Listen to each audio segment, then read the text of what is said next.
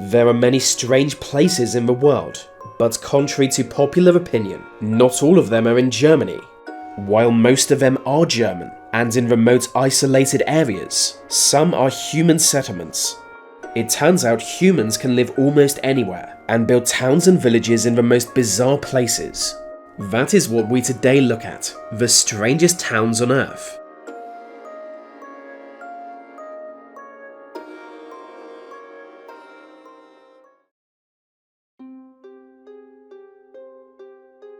In the middle of the Caspian Sea is Neft lari. Stretching across the water like a metallic skeleton, it began as an offshore oil field, but is now a legitimate town. Azerbaijan was the first country to drill for oil, and by the 1940s was drilling deep in the Caspian Sea.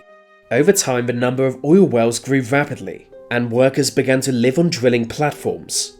Today, countless platforms are interconnected by 190 miles of roads. It has everything a small town needs, with large apartment blocks, factories, small businesses and even a football pitch. Largely unknown to the outside world, more than 2,000 people still live here. You might think every Japanese town is strange, but that's because you're racist. Still, there is one Japanese town full of creepy, lifelike scarecrows. With more dolls than actual humans, Nagoro is virtually a ghost town. There are no children in the town, and its population has fallen to less than 20. In response to the falling population, one of its last residents began to create eerie dolls to replace her former neighbours. They were so lifelike some initially mistook it for a real person. 2 decades later, the town is literally full of them, and it is very, very Japanese. High in the mountains of Catalonia, there is a town built entirely on a cliff edge. The cliff is very thin, with houses built scarily close to the edge. So it's a good thing the cliff is a kilometre long, allowing the town to perch atop it since medieval times. Why a town was built in such a place is unknown. Perhaps it was built with defence in mind. High up and flanked by rivers below, it would be hard for bandits to raid. But I can only imagine how many people have gotten drunk and fallen to their death. One of the world's strangest inhabited islands is Japan's Miyagi-jima. A remote volcanic island, the local volcano is highly active, and toxic gas constantly emits from below. But unfortunately, there is a small town on the island. Against all odds, more than 2,000 people live here. But with the island full of toxic fumes, they are required by law to carry a mask at all times. Many wear a mask whenever they go outside. The government gave them a choice between a free house in Tokyo or living on a toxic island. So of course they made the choice any of us would. I would rather be dead than live in California, but in the town of Colma they have the worst of both worlds. In the early 1900s, San Francisco ran out of room to bury dead bodies, so they chose to relocate many of their corpses to the nearby town of Colma. While Colma was a tiny community, hundreds of thousands of corpses were taken to be buried there, and so Colma came to be known as the City of the Dead.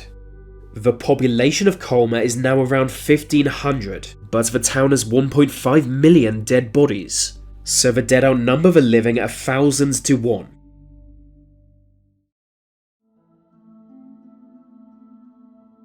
Just off the coast of Colombia is the world's most densely populated island. Built on that tiny man-made island there is an equally tiny town. The size of a football pitch, more than 1,000 people call it home, yet the town has no running water and little electricity. The island was built from coral in the 19th century. For no clear reason, by the way, and then locals built a ridiculous town there, which again seems to me like a waste of time. My main question is that if the island is man-made, why did they not make it bigger? The town of Whittier has 2 large buildings. One is a long-abandoned military structure, and the other is home to almost every town resident. When the military left, most of the town's land was bought by a railway company. So instead of building new homes illegally, everybody moved into one of the empty buildings. Today, more than 200 people call the building home, with 196 apartments across its 14 floors. It is a self-contained community, with stores and even a church. The only way into the town is a long tunnel through a mountain, but the tunnel is closed at night, so the town is like something from a horror story.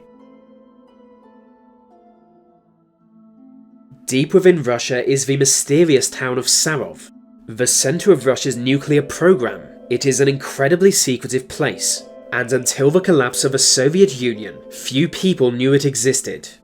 Today, Saurov is one of 7 known closed cities in Russia. Access to the town is tightly controlled, surrounded by high fences and patrolled by the military. But it's a legitimate town, with more than 100,000 residents, and the population is always growing, making it ever more difficult for the governments to keep things secretive. Wyoming's Beaufort has long been known as the smallest town in the US. For 2 decades, just one person lived here. Then in 2012, he regained his sanity and moved away. Seeing an opportunity in this, a Vietnamese businessman decided to buy the town. The founder of Fin Deli Coffee, he paid $900,000 for the now abandoned town. He put up a new sign, and even renamed the town Fin Deli. News of the bizarre fate of this town went global, generating much more publicity than was paid for.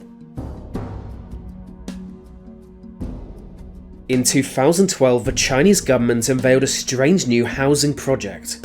Known as Hulstadt, its name and appearance are very not Chinese, and that's because it was modelled on another place in Austria. Also called Hulstadt, it's a nice small town, but unclear why the Chinese chose to actually recreate it. Amazingly, the mayor of Hulstadt wasn't aware of the new town until it was nearly built. It's part of a bigger trend in China, where iconic locations from around the world are recreated. They also have a fake Venice, London, and Paris.